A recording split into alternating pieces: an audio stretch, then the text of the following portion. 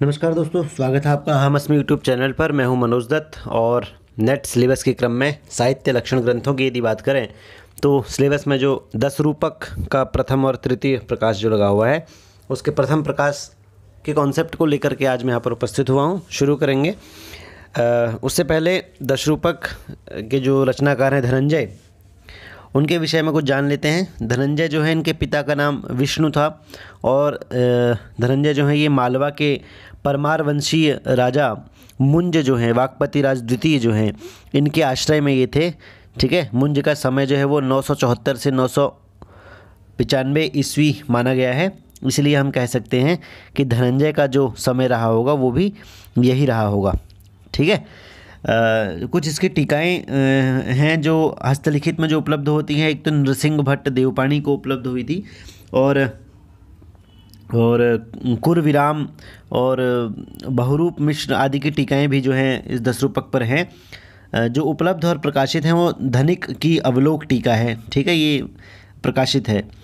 और यदि हम 10 रूपक का आधार ग्रंथ कौन है इसके ऊपर चर्चा करें तो भरत मुनि का जो नाट्यशास्त्र है वही जो है 10 रूपक का उपजीव्य है, आधार ग्रंथ है।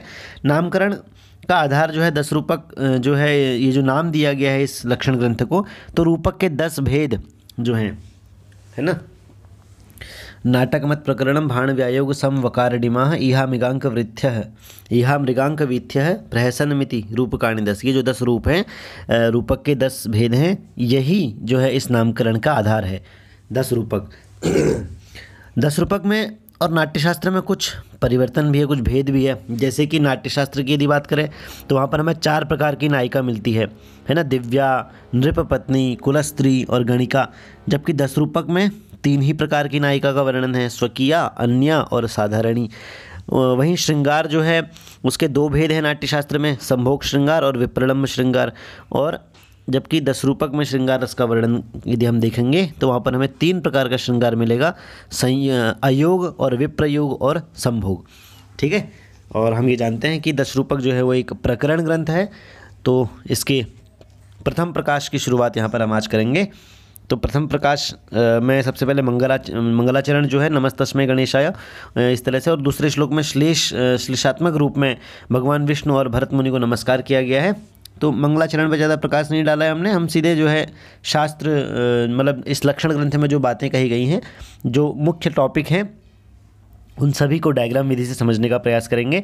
यदि आप इसके मंगलाचरण और मूल जो टेक्स्ट है उसको समझना चाहें तो उसके लिए जो है मूल संस्कृत जो टेक्स्ट है उसको समझाकर अलग सी वीडियो बनेगी, उसको आप देखना। अभी जो है हम कॉन्सेप्ट टॉक के तौर पर एक तरह से जो विषय प्रवेश के लिए कि असल में 10 रूपक में है क्या, उस सब को जानने का प्रयास हम करेंगे। सामान्य भाषा में यदि 10 रूपक को समझना चाहें या उसके ऊपर कुछ बोलना चाहें या लिखना चाहें तो वो क्या हो सकता है, 10 रूपक के प्रथम प्रकाश में और तृतीय प्रकाश में आखिर वर्णन क्या है। ठीक है, तो उसको समझने का यदि हम प्रयास करेंगे तो उसके लिए यह वीडियो बनाया गया है। तो चलिए, सबसे पहले वहाँ पर शास्त्र में प्रवृत्ति का प्रयोजन बताया गया है प्रथम प्रकाश में। अब इसमें शास्त्र में जो प्रवृत्ति होगी तो 2 प्रकार की हो सकती है। एक तो श्रोता की हो सकती है।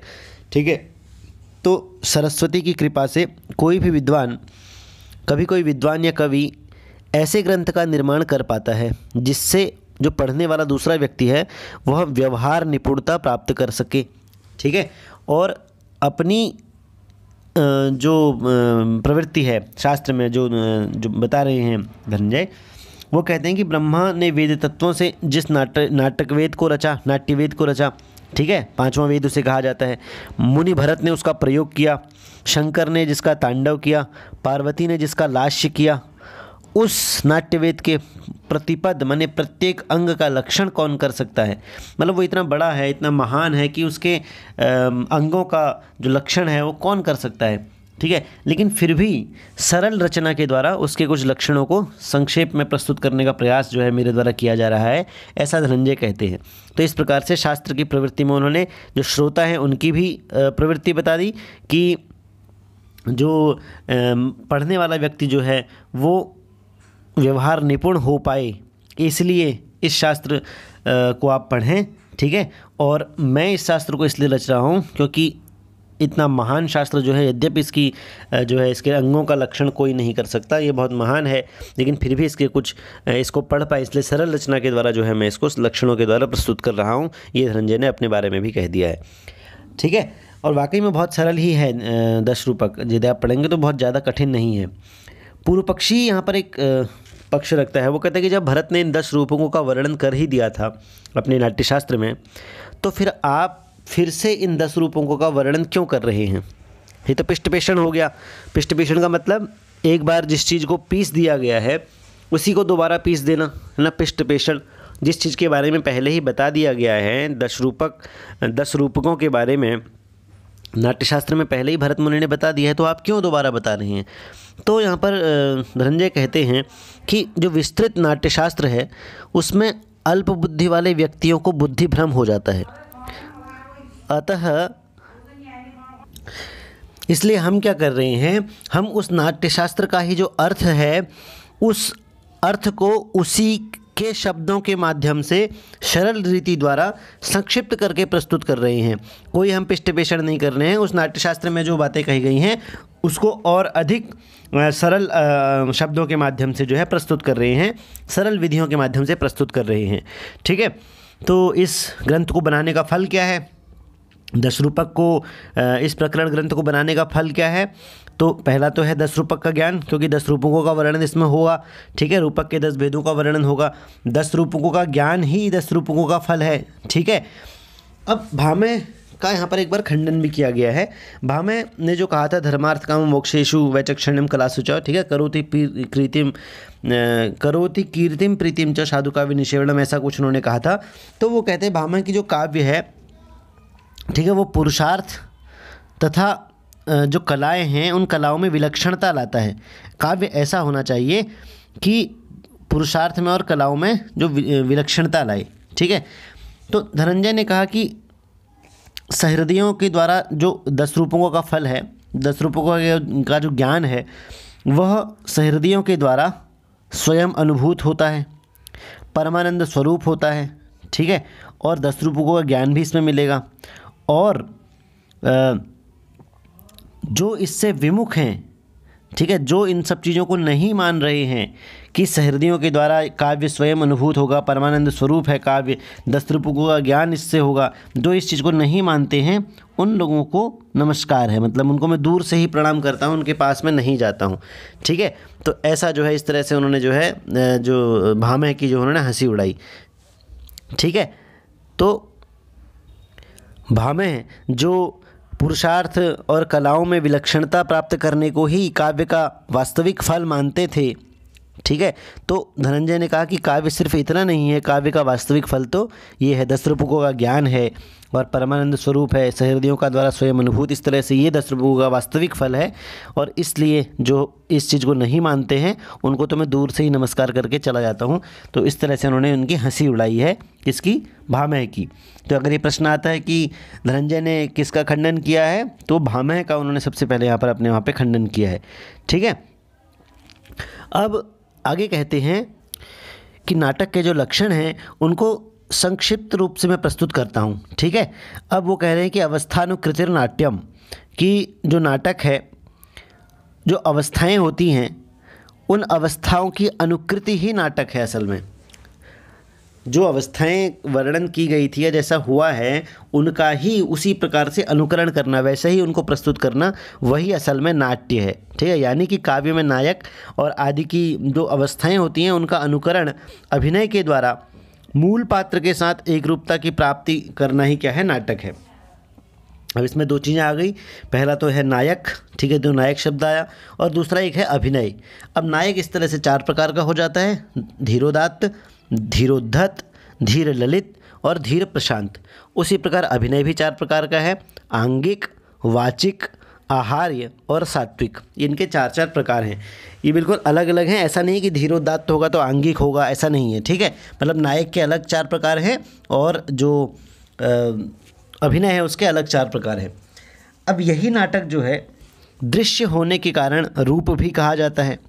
ठीक है। रूपकम तत्समारोपात, यानी कि नट माने जो अभिनय करता है उसमें राम आदि का आरोप किया जाता है, और आरोप किए जाने के कारण ही वह नाट्य रूपक कहा जाता है। आरोप का मतलब क्या है कि यदि कोई व्यक्ति है, कोई अभिनय करता है, वह रामायण आदि का नाटक करते समय राम का रोल निभा रहा है, तो इसका मतलब उसमें राम का आरोप किया जा रहा है, ठीक है। और इसीलिए जिसमें आरोप किया जाता है किसी का, तो वही रूपक कहलाया जाता है, वही नाट्य जो है वो रूपक कहलाया जाता है, ठीक है। रूपकम तत्समारोपात, किस प्रकार, जैसे व्यक्ति जो है ऐश्वर्य संपन्न होने से उसको इंद्र कह देते हैं, ठीक है। शत्रु पुर विदारक होने से पुरंदर कह देते हैं इंद्र को ही, ठीक है।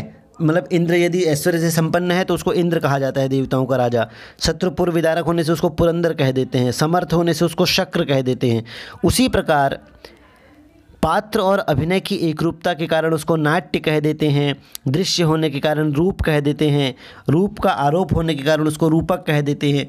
तो ये सब एक ही अर्थ को बताने वाले हैं, और इस तरह से ये जो नाटक है ये 10 प्रकार का होता है, दशधैव रसाश्रयम, ठीक है। मतलब कि नाटकम सब प्रकरणम भाण प्रहसनम डिमः व्यायोग समवकारो विथ्यंक इहा मृग इति, विथ्यंकेहा मृगा इति, ये जो है 10 इसके भेद हैं। इस तरह से रूपक को हम 10 भागों में बांटकर देख सकते हैं। इन 10 जगहों पर रूप का आरोप होता है, इसीलिए इन्हें रूपक कहते हैं। और 10 तरह से आरोप किया होता है, अलग अलग तरीके का आरोप होता है, तो उसको रूपक के 10 भेदों के रूप में देखा जाता है, जो कि इस प्रकार है। नाटक, प्रकरण, भाण, प्रहसन, डिम, व्यायोग, समवकार, वीथी, अंक, इहा, मृग, ठीक है। चलिए आगे चलते हैं। आगे कह रहे हैं कि नृत्य भी 7 प्रकार के हैं, ठीक है। जैसे डौम्बी, श्रीगदितम, भाणो, भाणी, प्रस्थान, रासकाः, काव्यम च सप्तनृत्यस्य भेदः स्युस्तेपि भाववत भाणवत, कि जो भाण है, भाण का मतलब एक रूपक का ही एक जो भेद है, ठीक है, भाण है। इसी की तरह जो नृत्य है वह भी 7 प्रकार का होता है, ठीक है। और आपने इसलिए ऐसा क्यों कहा कि रूपक के 10 ही भेद है, कि ये भी तो 7 नृत्य के जो भेद हैं ये भाण की तरह ही हैं, तो इस प्रकार से तो 17 भेद हो जाएंगे, तो आपने 10 ही क्यों कहा। तो धनंजय कहते हैं कि अन्यद भावाश्रयम नृत्यम, कि नाटक जो होता है वह रसाश्रित होता है, ठीक है, वह रस के आश्रित होता है, और नृत्य जो होता है वह भाव के आश्रित होता है। इसीलिए आश्रय की विभिन्नता होने के कारण दोनों में जो है अंतर है। इसीलिए हमने जो नृत्य के 7 भेद थे उनको हमने जो है रूपक के 10 भेदों के अंदर नहीं गिना। इसके अलावा नृत्य जो है वो ताल लयाश्रय होता है। ताल माने चंचत पुटादि, ताली आदि जो होती हैं इनको ताल कहते हैं। द्रुत, मध्य, विलंबित आदि ये जो हैं लय होती हैं। तो नृत्य जो होता है वो ताल लयाश्रित होता है, इसमें अंग विक्षेप होते हैं, अभिनव शून्य होता है बल्कि जो नाटक होता है। और इसके अलावा नृत्य जो है वो भी उसके भी कई प्रकार हैं, ठीक है। जैसे कि नृत्य जो है एक पदार्थाभिनय रूप होता है, उसका पदार्थान अभिनय रूप मार्ग है, ठीक है। और एक नृत्य देसी होता है जो आजकल लोग बैंड बाजे में करते हैं या पीने के बाद करते हैं, ठीक है। ये जो पदार्थाभिनय रूप मार्ग है इसमें भी मधुर, लास्य जिसे कहते हैं, और उद्धत यानी कि तांडव, ये भी 2 भेद हो जाते हैं इसके। नृत्य के भी 2 भेद हो जाते हैं, मधुर और उद्धत, ठीक है, यानी कि लास्य और तांडव। और ये सभी रूप जो हैं, ये सभी जो नृत्य के रूप हैं, ये नाटक आदि जो रूपक के 10 भेद थे उन 10 भेदों के उपकारक हैं, ठीक है। ये उनके उपकारक हैं, न कि उनके ही कोई अलग से भेद जैसे हैं। मतलब कि ये जो 7 भेद हैं ये नाटक, प्रकरण, भाण, व्यायोग आदि इन 10 रूपकों के उपकारक हैं, ठीक है। उनके साथ में आ सकते हैं लेकिन उनका ही एक भेद नहीं बन सकते। मतलब इनको अलग से हम 10 रूपकों के साथ 17 भेद इस तरह से हम नहीं गिन सकते, इनको हम उपकारक के रूप में देख सकते हैं। इस तरह से यदि आप कहें कि जो सभी 10 रूपक हैं हमारे पास, उन 10 रूपकों में से सबको हम पहचानेंगे कैसे, अलग अलग कैसे करेंगे। ये पहचान करने का कौन सा तरीका होगा जिससे कि ये पता चले कि ये 10 रूपकों में से नाटक अलग है, प्रकरण अलग है, व्यायोग अलग है। तो इस भिन्नता करने के, एक दूसरे से अलग अलग करने के तत्व के रूप में 3 चीज़ों को देखा जाता है। एक तो है कथा वस्तु, जिसे कि वस्तु भी कहते हैं, और एक है नायक कैसा है, और एक है रस कैसा प्रयोग किया गया है। तो ये 3 चीज़ें जो हैं ये बताती हैं कि जो 10 रूपक हैं वो एक दूसरे से किस तरह भिन्न है। ठीक है, किसे हम नाटक कहेंगे, किसे हम भाण कहेंगे, किसे हम व्यायोग कहेंगे, किसे संवकार कहेंगे। तो ये 3 चीज़ें हमें बताती हैं। अब सबसे पहले बात आई कथावस्तु की। ठीक है, तो इसके बारे में जो है हम अगले वीडियो में अच्छी तरह से जानेंगे। धन्यवाद, नमस्कार।